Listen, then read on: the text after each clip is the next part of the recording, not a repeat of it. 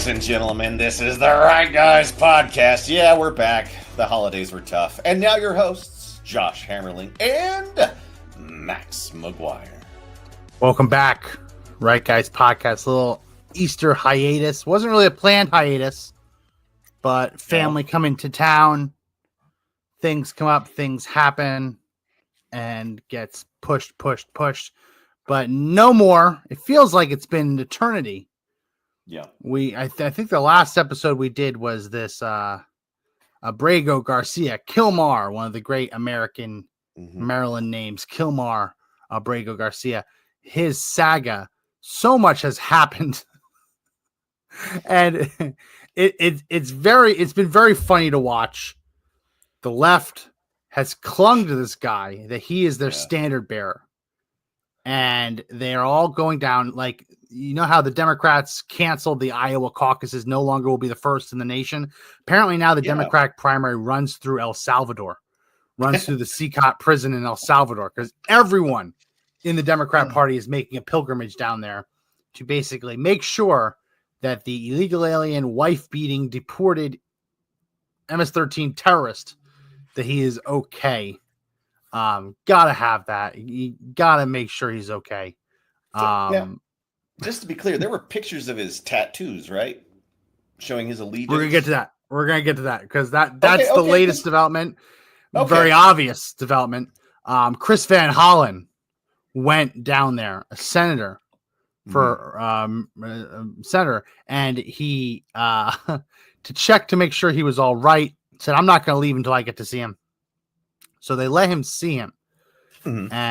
But there was a little bit of a controversy because when they took the photo op, there were what appeared to be alcoholic beverages. What, margarita?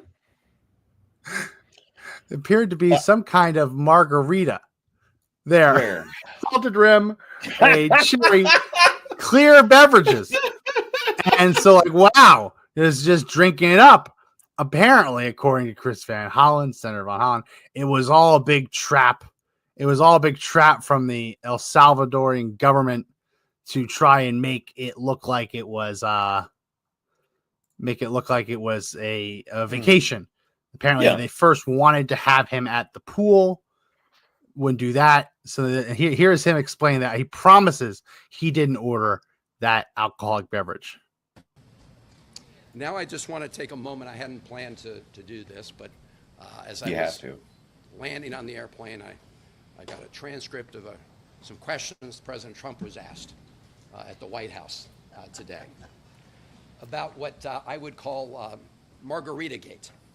I don't know if you guys have been following this, but President Bukele, after I met with Kilmar, did this tweet showing us at a table with these two glasses. So here's what happened. When I first sat down with Kilmar, we just had glasses of water on the table. I think maybe some coffee. And as we were talking, one of the government people came over and deposited two other glasses on the table with ice, and I don't know if it was salt or sugar around the top, but they totally wasn't him. If you look at the one they put in front of Kilmar, it actually had a little less liquid than the one in front of me, to try to make it look, I assume, like he drank out of it. Oh, so he totally didn't drink out of it. It just came to the table with less. This is crazy. If it's true, it's very funny in the optics of it. But they didn't want him there in the first place. They didn't want him there in the first place. And if they were just bringing that out, I mean, it would send a message, right? And everybody seems to be like hanging on his words at this press conference, because they're like, clearly they were trying. They had one out for this poor guy, because this poor Maryland man's stuck in El Salvador now. And they also didn't have any pictures of like tattoos or any of that stuff, right? You can't see anything that would indicate who this guy is besides the Kansas City Chiefs hat that he was wearing, which I thought was pretty weird, that like he has a Chiefs hat in El Salvadorian prison. Like, I don't know. The whole thing just seems weird. Just him showing up and talking to him in a prison is just a stunt. Yeah, it totally was. And It totally was a stunt. And listen, to his credit, the president of El Salvador, Nayib Bukele, he sent out 2 tweets immediately afterwards. Kilmar Abrego Garcia miraculously risen from the, quote, death camps and torture, now sipping margaritas with Senator Van Hollen in the tropical paradise of El Salvador. Now that he's been confirmed healthy, he gets the honor of staying in El Salvador's custody. It might have been a setup. I hope it is. I mean, at this point, it has been a setup. But what happens when you go down and you want it? You know, the octopus is looking like the Maryland Center that's going to go and rescue this poor guy, right? If you're going to play games, the other side's going to play games. You know, if you're going to make stuff up, the other side's going to attack too. And was it a setup? Probably. It was a great setup. It was like a 3D chess setup, right? Sure, you want to come over here, you want to talk to them, you're going to talk over drinks. You know, they're celebrating something. You know, it was a great move. I like it. So he was the first one to go down. And all of a sudden, other Democrats wanted to line up. We're lining up. How many have gone? Lining up. Well, I think there were 4 more that recently went. You're kidding. 4 more that recently went. They wanted to use taxpayer funding. Of course. They don't want to pay out of pocket. No. So they were requesting official taxpayer funding from the Committee on Oversight and Government Reform. They wanted to make it an official visit. Let's see if I can put this on the screen. What does it cost to go to El Salvador? So these 2 requested it. Others did as well. Robert Garcia and Maxwell Frost requested it, and this is what James Comer, the chairman of the committee, said. I write in response to your letter of April 15th requesting that I approve from the committee's budget official travel for you both to visit the country of El Salvador to meet with a foreign MS-13 gang member whose wife accused him of crimes and who is strongly suspected of human trafficking. It is absurd that you both displayed active hostility for over 2 years towards the committee's oversight of the Biden border crisis and the consequence of millions of illegal aliens entering the country. Yet now you're seeking to travel at committee expense to meet the foreign gang members. You may be pleased to know that a Democrat Senator, Chris Van Hollen, was photographed just yesterday in El Salvador enjoying margaritas garnished with cherry slices with the foreign gang member your letter references. If you also wish to meet with them, you can spend your own money, but I will not approve a single dime of taxpayer funds for use on the excursion you have requested. Your request is denied. Your request is denied. So, you know, it costs about $700 to fly one way to El Salvador. 700 bones. Yep. That's pretty expensive. And this is the cheapest month you can do it, too. So if they were going to do it, they should be doing it this month. But it looks like it's a no. Yeah. It looks like it's a no. Yeah, it was a no. So they went anyway. Let me see if I can download this video. They went anyway. And I said, fine, you know what? If you won't give us the money, we have our own funding. We can make it a campaign expense. We can do whatever. We'll figure it out. Yeah. Well, the problem is when you don't do it as an official trip, you're just a tourist. Oh. And no, the government of El Salvador is not going to let tourists meet with its prisoners. Yeah. Yeah. What do you know? Is there any chance you'll be meeting with Abrego Garcia while you're there? Well, we're actually about to do a press conference to speak a little bit about this, but we got word at the embassy that our request has been denied by the government here locally. They say it's because we're not here on an official capacity. This is part of the reason why Representative Robert Garcia and I sent a letter to Chairman Comer of the Oversight Committee asking for this to be an official CODEL. But we're not giving up. We're going to continue. We have more meetings scheduled for the rest of the day. But part of this. So they said, screw you, you're not going to give us taxpayer funds. We're going to go and do it ourselves. Well, it turns out there are consequences to that. They are just basically there on vacation. And they were denied access to him because it was not an official trip. It makes sense, right? The country of El Salvador will entertain official requests by the American government. They will not let tourists just into their prison where they're holding gang members and terrorists. It just doesn't happen. Do the Democrats really think that they're going to have enough weight, force, and a foreign country to allow them to come in and get a photo op and a video op? Yeah. I mean, do they really think they're going to allow that to happen? The answer is no. They're just a bunch of whiny pricks trying to look good at election day. All this stuff is for their next election. That's what it is. They don't care about this Braga guy. They just want to look like they're the people of downtrodden migrants. You know what I mean? Yeah. It's just it's ridiculous. Why would they even let him talk? And it's hilarious. They'd pull the you're not official. Don't worry about it card. It makes total sense. You're not here officially. So, listen, sorry. Maybe you should come officially. Well, all this has come out. All this has come out, and at first it was he is not an MS-13 gang member. What? Then it's he was denied due process. But now more has come out that he was actually accused by his wife. She put in for a protective order because he was beating her. Oh my God. So not only is he an MS-13 gang member, suspected human trafficker, suspected terrorist, right? Also, alleged wife beater. Yeah. And the wife was on, I believe this was Good Morning America, whatever the show is, with Michael Strahan, and probably one of the most awkward moments in television I've ever seen. Really? He asked her about this, about what's going on with this protective order you took out on your husband for beating you. Did this? Yeah. Really? And the awkward silence that followed was it's remarkable. Let's go ahead and let me upload it. I had it, but then I had to leave to make some room. Here's the video. He asks a hard question. Interesting. You did take out a temporary order of protection against your husband in 2021. Sorry. I have to remove this one. Where was the other one? Strahan. So I can't wait to see how you in fear of your husband. You did take out a temporary order of protection against your husband in 2021. Were you in fear of your husband?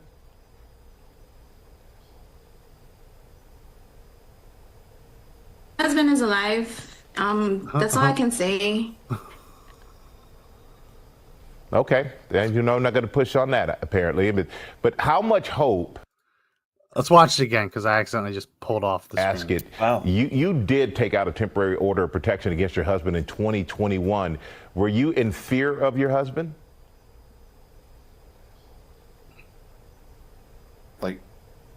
Husband is alive. That's all I can say. My husband's alive. Okay, and I'm not going to push on that apparently. But that awkward silence of someone who has no media training whatsoever. What do you, I mean? Well, we know what she's doing. She's thinking, right? She's like, I can't answer this. She doesn't know how to deflect. She was smart enough to know not to answer it. Similarly, how she seems to be strong enough and smart enough to know that when she posts pictures of her husband, to put these little heart emojis over his hand. Oh, have you noticed that? That's curious. Heart emojis over his hand. Well, why would you do that? I mean, are they showing their love? Here again, heart emojis over the hand. These are pictures that she is posting. I believe they're on the GoFundMe page. Oh, and like you look at this. Oh, how nice! She put some nice little hearts. There. But you notice that they always seem to be over the same part of his body. They seem to be over his hand. And the reason for that is he has a very specific tattoo on his knuckles, and that is the tattoo. Marijuana. Oh my God. Smiley face, cross, and a skull. And what that means, you can see the key on this picture, and it's not a Photoshop. This is just a key. MS13. That marijuana stands for M. The smile stands for S. The cross stands for 1. And the skull, because it has the 2 eye holes and 1 nose hole, the 3 holes, stands for 3. So that on his hand is MS13 right there on his fist. Now, a lot of people are saying, how do you know that's possibly what it means? How do you know, Max? That was just what I was asked. How would you know? Maybe they're just random tattoos. He's not the only one. He's not the only one. Well, what? No, because he probably just loves weed. He smiles all the time. He loves God, and he's worried about death. In just the exact order as MS-13. And listen, if this was an innocuous tattoo, the wife wouldn't be covering it up with emojis every time she posts the pictures. Right? Because you can see it right there. Yeah. If it didn't mean anything, she wouldn't be covering it up with emojis. That's so it's on his right hand? It's on his left. I don't know. She must have the picture. So that looks like a left. That's a left hand. Probably a left hand. There's probably a reason they put it on the left hand. She's taking this picture in a mirror. Yeah. And just doing it in the mirror also kind of obfuscates what it is, and then throwing the hearts over it. Like she's gone to great lengths to make sure people cannot see that hand. Oh, because these are on GoFundMe. They're collecting money. Oh, right. Now that makes a lot of sense. Yeah. Remember, this is just a Maryland man. Wow. A Maryland father, right? That's what the media claimed forever. It's not an MS-13 gang member. Yeah. I mean, here he is holding his baby. I honestly feel for the baby, but the tattoo's right there. I mean, you can tattoo's right there. It's right there. All right. So but now, all of the GoFundMe pictures have the tattoo covered up by the same double red heart emoji. So, do you find it weird that he also shows his hand in all these pictures? I mean, it's not hard to have your hand in a picture, but if you are MS-13 and you want to show it off, like he'd always be showing it. Like there's parts of me there thinking, is he trying to make sure that we can see it? Because all the photos I've seen so far, he hasn't. He had a withholding from removal order. This guy thought he was safe. He thought, I can't be touched. They said I can't be deported. You don't hide when you have that order in your back pocket, right? Yeah. Turns out Trump administration didn't seem to care. They say it was accidental. Not accidental that he deserved to be deported. He just shouldn't have been in that batch. They skipped one step, which is going to the judge and saying, hey, this guy's a suspected terrorist. Sure. We're demanding that you rescind the withholding order. That was the one step that they skipped. And so is this one-off tattoos? Are these one-off tattoos though? Like, I mean, does every MS-13 member have these? These are very, very common MS-13 tattoos. This wasn't that key that they put above it. They didn't invent that key. These are some of the gang tattoos that they look for. That's why when there was the other story of the gay hairdresser. He's like, I'm not MS-13. I just happen to have the same exact tattoos in the same exact places that they all do. Yeah. Come on. So is this the same tattoos the judge looked at when the judge called him a gang member? The two prior judges? They called him again. So he was arrested outside of I think it was Home Depot or Lowe's. I think Home Depot. With two other known MS-13 gang members. Really? While in possession of apparently a lot of cash. And like the cash. Tools? Well, the cash, I think there was also drugs. The cash on each of the president's faces had the eyes, the ears, and the mouths crossed out. Which is the hear no evil, see no evil, speak no evil, which is associated with MS-13.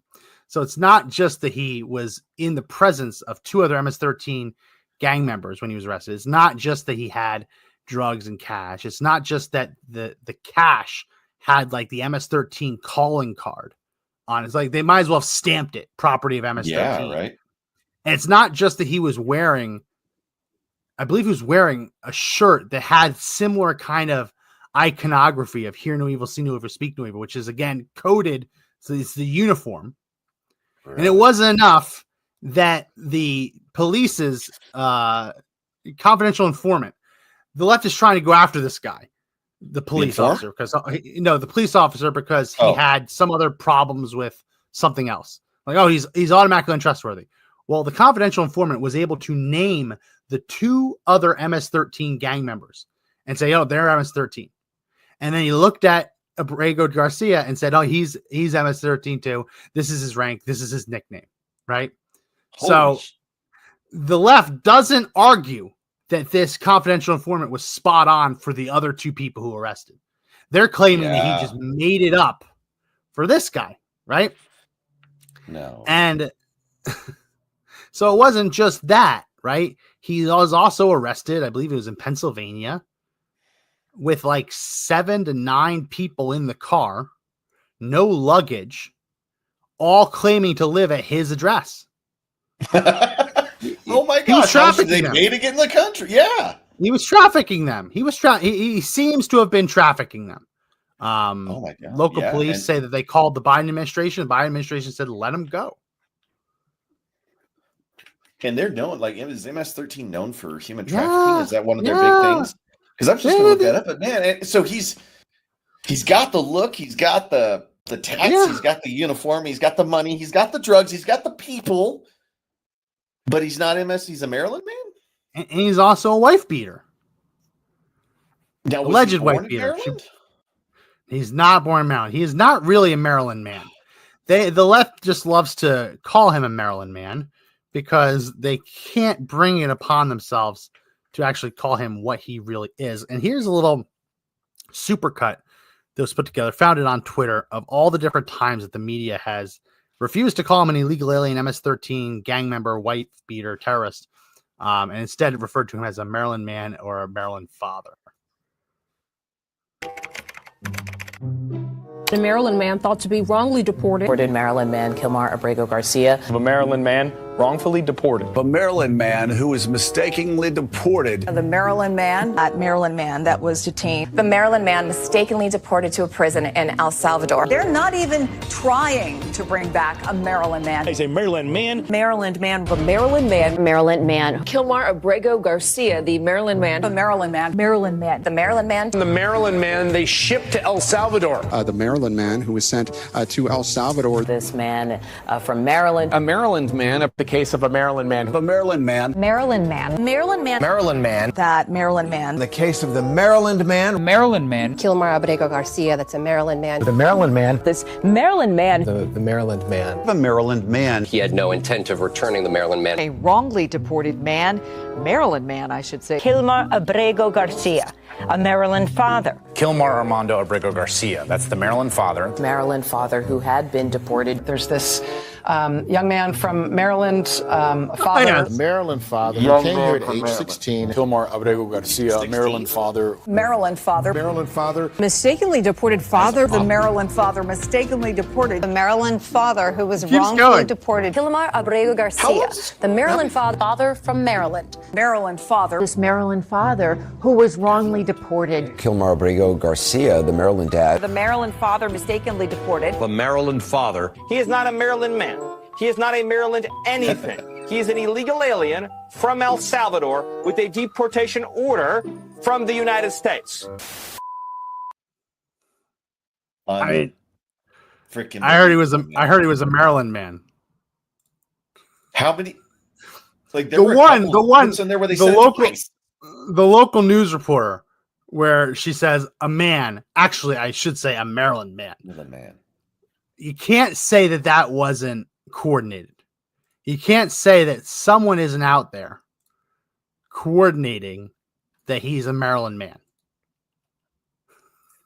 No, it's just coincidence that they would all say that on all of their newscasts in prime time. Even local stations were saying it. There's no way that that an email went out or the fax or there was a meeting. It just can't happen that way, Max. There's no way. There's no way. That's have you ever seen Jim Downey's bit on Conan? No. About Jeff Epstein. No. Now I kind of want to. I'm gonna pull it right now. Yeah, it's very funny. Is he a Maryland man? That's what no, but it reminds me of this. I don't want to do that. Let's see if I can download it. YouTube makes it so hard. Yeah. And they want money for stuff too. So a Maryland man. Then it changed to a Maryland father. So there was a little evolution on it. Apparently, just saying like a Maryland man wasn't enough. They had to add the father piece to tug at the heartstrings, right? And that's a producer somewhere saying, let's take it up a notch. Let's make sure we really humanize him, right? Let's not report news. Let's just make this a puff piece where we talk about this poor Maryland father. And that's what we get with him. Like, and people wonder why there's ultimate low trust in the news media these days. Yeah. You know what I mean? Because you get crap like this. I'm going to set up this clip. Jim Downey, very funny comedian, very funny writer. He's on Conan's podcast. And his whole bit is that he doesn't know that Jeffrey Epstein has been accused of all these things. And he's kind of playing dumb. And it reminded me of this, like Kilmar Abrego Garcia, the Maryland man. Here's the clip. There are many figures in our society who contribute an enormous amount to our culture, and people who have unconventional personal lives, and yet they seem exempt from criticism. Jeffrey Epstein. Well, wait a minute.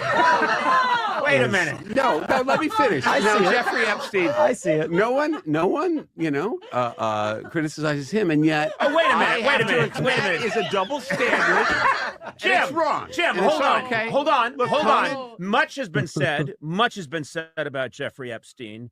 Terrible things. No, Jeff. I'm talking about Jeff Epstein, the New York financier. Yes, we're talking about the same Jeff Epstein. No. Yes. No. Yes. What? I never heard. Oh, it was a big story in the news. Huge. No. Yes, for you to say no one ever Jeff said. Epstein. Yes. Jeff Epstein. Yes, the financier. With the island. Yes, he had an island. This is how that's what it reminds me of, this whole Maryland man thing. Yeah. Like Kilmar Abrego Garcia. Oh, the Maryland man, the Maryland father, the Maryland father of one, the man who resides in Maryland. The Maryland taxpayer. It is, like, what is? Yeah. The Maryland resident. It's a very funny bit. I recommend people watch the whole thing. It's very, very funny. Towards the end, he's like, you know who can see, he's like, who can clear all this up. Let's get Ghislaine Maxwell on the phone. It's a very funny bit. Yeah.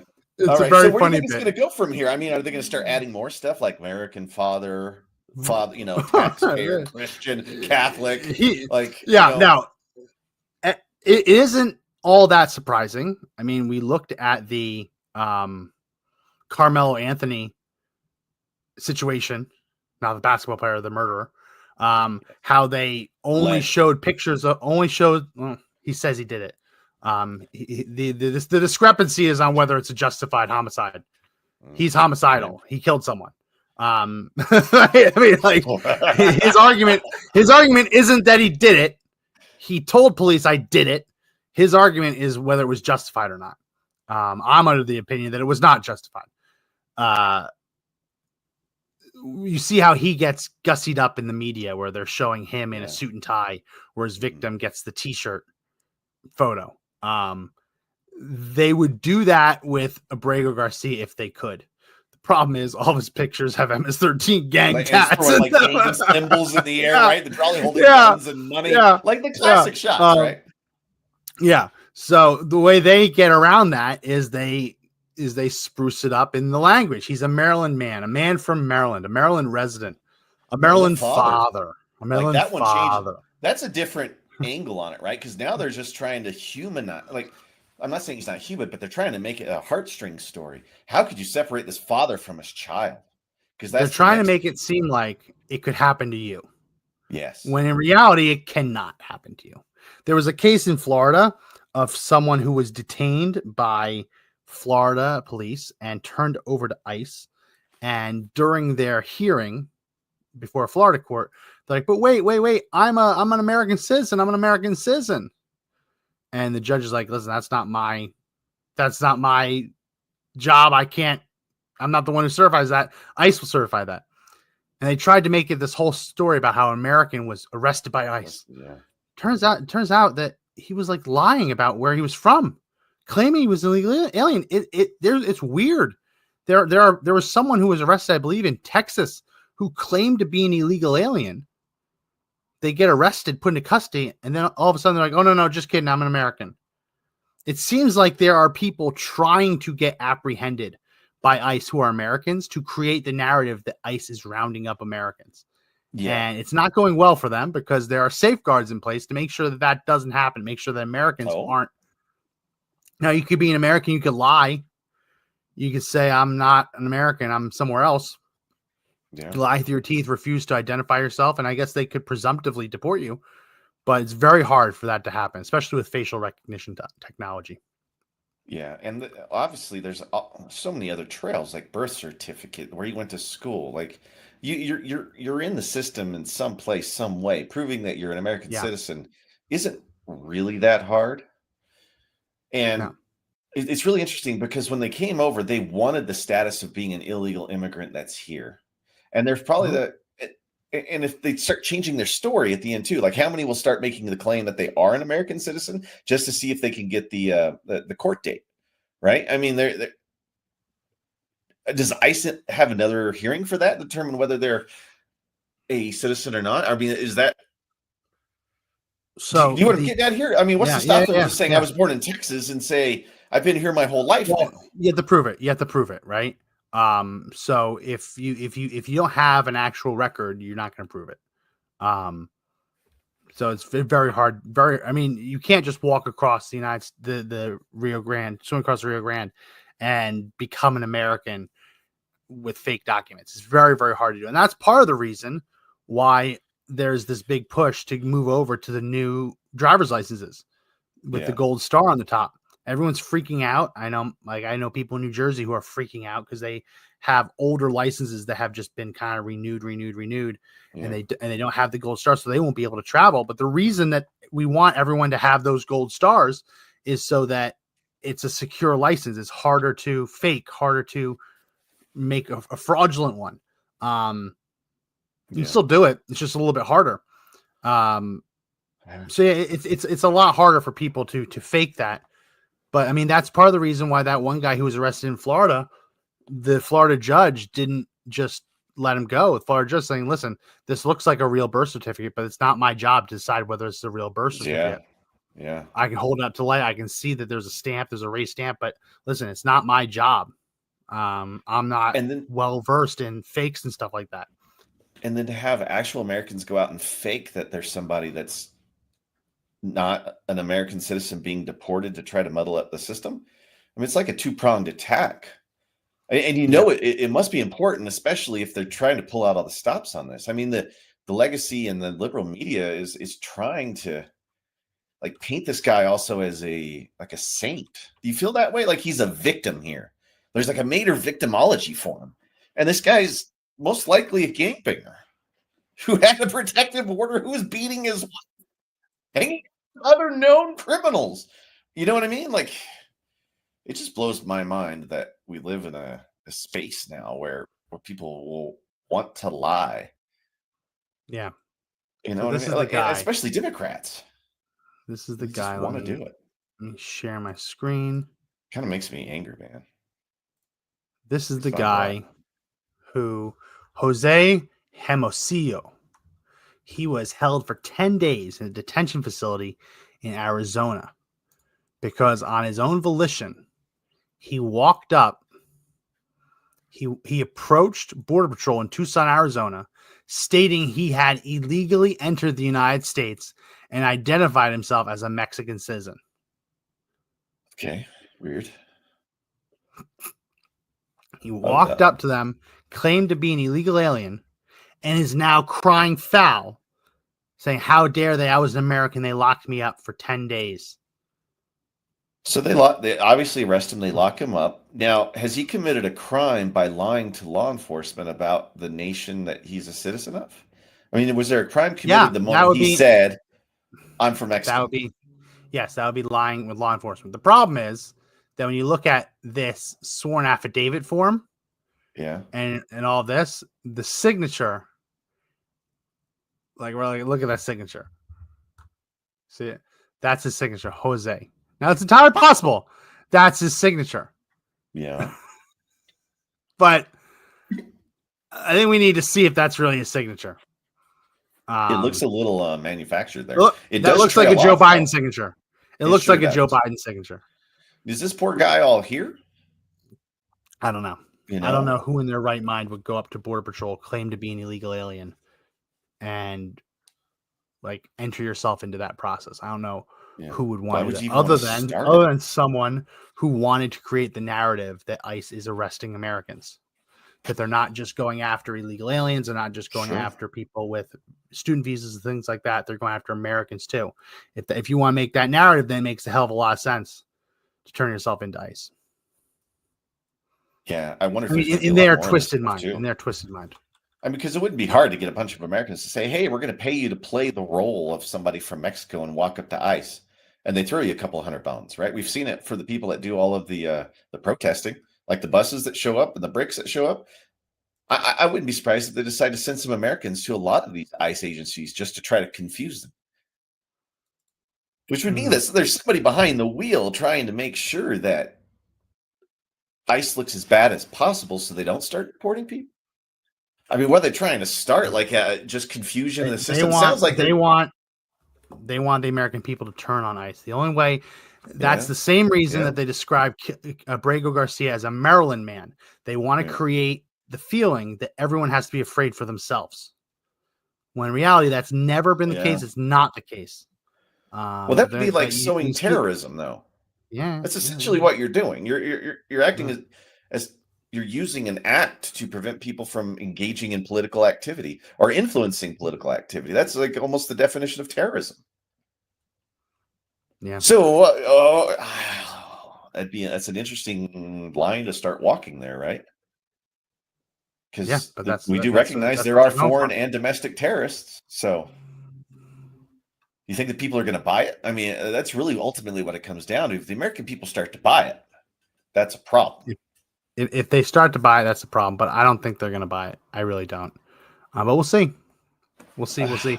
Other news before we wrap up: the proposed peace deal between Ukraine and Russia has started to leak out, basically freezing the front lines where they are now, accepting that Russia controls the territory it's gained through this war, accepting that Russia controls Crimea, and Ukraine agreeing not to join NATO, but they can join the European Union. Russia agrees to help rebuild things, that the nuclear power plant will benefit both Russia and Ukraine. Zelensky came out today and declared that he will never, ever, ever accept any Ukrainian territories being ceded to Russia, which is a crazy statement to make, because he can't win them back. He's tried. He cannot win them back. He will never win back Crimea. Crimea has a Russian submarine base. They might even have two. Yeah. Like it is fortified. He's not getting Crimea back. If he was going to win back these territories, he would have won them back. Yeah. And it's the only cold water port they can use. Russia will never cede Crimea again. It is too strategically important to them. And if you can't get past like giving up some of this stuff, this is going to be a moment where do we start watching the fall of Ukraine at that point? Because the Russians will just start rolling over. He will not accept that he has not won the war. It's a valiant fight. He wants Russia's unconditional surrender, which is crazy, which is insane. It's insane. So now the Trump administration, I don't want the Russians winning. No, but the Trump administration is saying this is insane. You're childish. This is the deal. It's a fair deal. It's a good deal. You save your country, right? The war ends. If you don't want it, we're done. And the U.S. will walk away. U.S. will no longer fund Ukraine with any money. Will no longer give Ukraine any weapons, any intelligence, nothing. Yeah. I bet you Trump will probably lean on our allies to stop giving them intelligence too. Sure. They will probably lose the entire country over little Zelensky's pride. I don't know. Get your take on it before we wrap up. Well, I mean, he knows he's not going to win that fight, so he might as well just do what everybody should do and buy time. Because you still exist. I mean, fight a long-term war. Like, you got to start thinking strategically and not egotistically. And that's what I'm saying here. Everything he's doing is just perpetuating his ego. It's not for the but the betterment of Ukraine, even though they've got to secede. No. And you'd say that, oh, okay, well, if the Ukrainian people reject it, they can just get a new leader. They can't, because he's suspended elections until the war is over. A lot of ego. Yeah. So how does that work? I don't know. We'll see. If they turn on him, he will not be the first leader who has had their people turn on them during a time of war. We will have to wait and see. That's it for this edition. If you like the podcast, make sure you subscribe. Check out the audio edition of the podcast everywhere audio podcasts are found. That's it for this edition. My name is Max McGuire. I'm Josh Hammerling. Remember, the fight to take back our country is not over yet, but the only way we win is if we all stand up and fight together. See you next time.